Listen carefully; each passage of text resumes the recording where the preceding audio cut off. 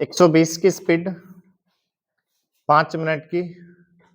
महोदय, आज हमारे तरीकों से और कार्य संचालन द्वारा परिवर्तन की दिशा में समाज के बढ़ने के उक्त क्रम पर संगठित रूप से प्रहार किए जा रहे हैं। कभी-कभी मुझे लगता है कि सही उद्देश्यों का भी इस्तेमाल गलत तरह से किया जाता है, जिससे बृहत्तर उद्देश्यों पर प्रहार किया जाए और इस पर आपको अपने विचार विमर्श के दौरान ध्यान देना चाहिए।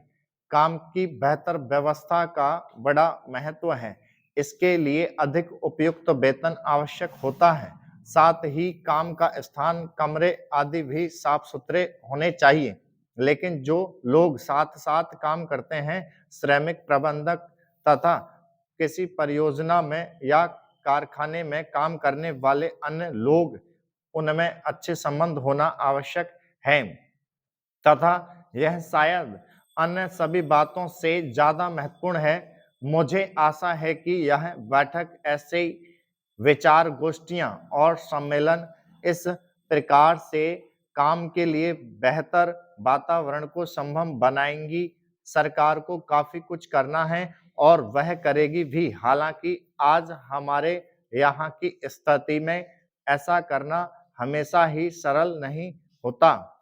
यह कहना सरल है कि हम ऐसा करेंगे।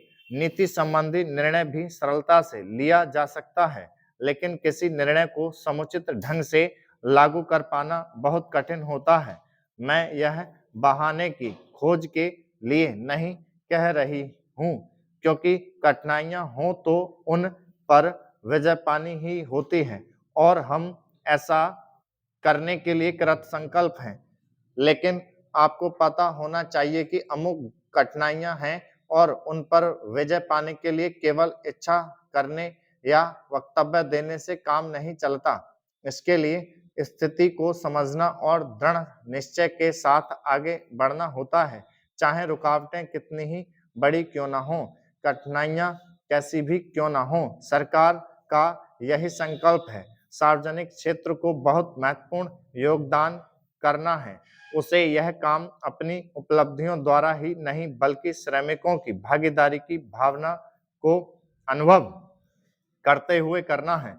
मैं जानती हूं कि आज यह भावना सभी श्रमिकों में नहीं है। मुझे यह भी पता है कि इसके लिए हमेशा उन्हें ही दोषी नहीं ठहराया जा सकता। हमने प्रयास ही नहीं किया है कि उन्हें ऐसा अनुभव होता रहे।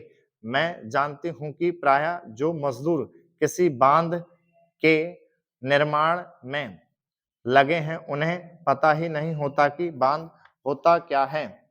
महोदय, हमने ऐसा प्रयास ही नहीं किया कि किसी परियोजना को एक ऐसा संयुक्त उद्यम माना जाए जिसमें उसके निर्माता, श्रमिकों, वहां रहने वाले अन्य मजदूरों, वैज्ञानिकों, प्रबंधकों तथा अन्य संबद्ध लोगों को भागीदारी का अनुभव हो।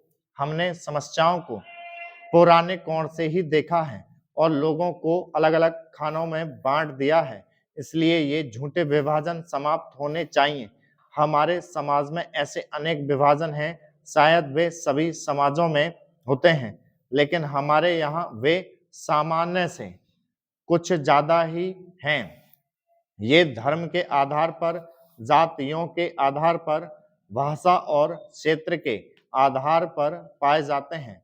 एक व्यक्ति और एक वर्ग को दूसरों से अलग करने वाली अनेक तरह की दीवारें हैं और इन सब विभाजनों से हमारा राष्ट्र कमजोर हुआ है। स्वतंत्रता आंदोलन के दौरान इन विभाजनों का इस्तेमाल हमारी एकता को तोड़ने के लिए किया जाता था।